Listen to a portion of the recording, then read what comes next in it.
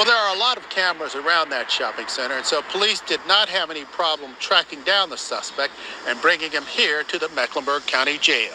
67-year-old Dahl Andrew McClendon has been charged with attempted murder and discharging a weapon into occupied property. I think it's a crying shame. Maureen Nelson was shopping today near the Taco Bell. She's stunned like everyone else who heard about this case. Police say that McClendon was going through the drive-thru and had paid for his food, but became angry, accusing the attendant of shortchanging him.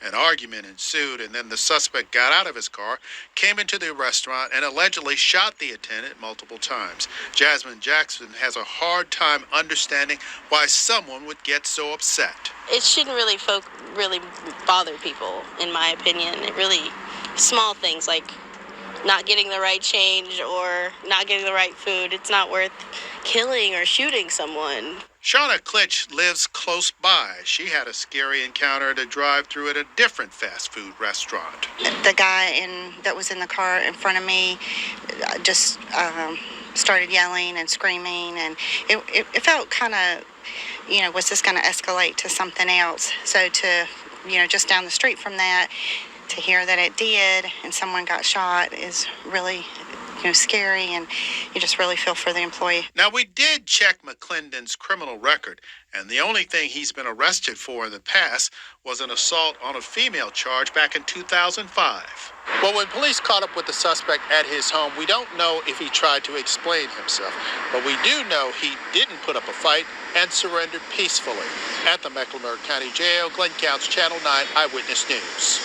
Only on 13, the Jack in the Box employee who shot at a customer is telling her side of the story. Yeah, we showed you the shocking video last night. She opened fire on the customers after a dispute over curly fries. ABC 13's Jessica Willey spoke to that woman who no longer works for the fast food chain. Jessica?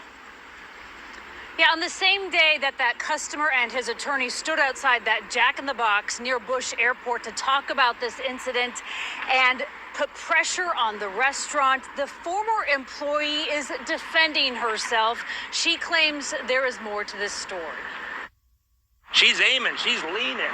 She's not just going up in the air trying to scare people. She's trying to kill them. This morning, attorney Randall Callanan and his client, customer Anthony Ramos, Scared, that's for sure. detailed the controversial curly fry incident and the shooting that followed. It was pointed right at me. I don't know how she didn't get me. And this afternoon, the armed employee on the other side of the dispute contacted ABC 13 to respond. I want to clear my name and tell my story.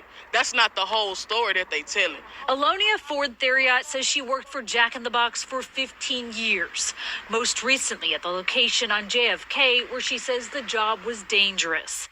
This was her in March of 2021. Ramos says he and his wife ordered a meal combo but didn't get the curly fries. She said we weren't going to get them, and that was it. The confrontation escalated to food throwing, and Ford says racial slurs, which Ramos denies. He kept saying, "Oh, you gonna make my order over? This is the type of talk about behind you. We hate like y'all." She says she asked Ramos to leave. The video captures the gunfire. The video does show you shoot at them. What if you had... If you hear the audio, you didn't hear the gun go off at all. There is no audio on the video that was released, but according to court records, Houston police did find a spent shell casing.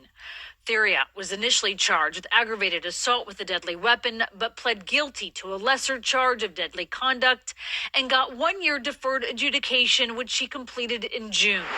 She and the restaurant still face a civil lawsuit.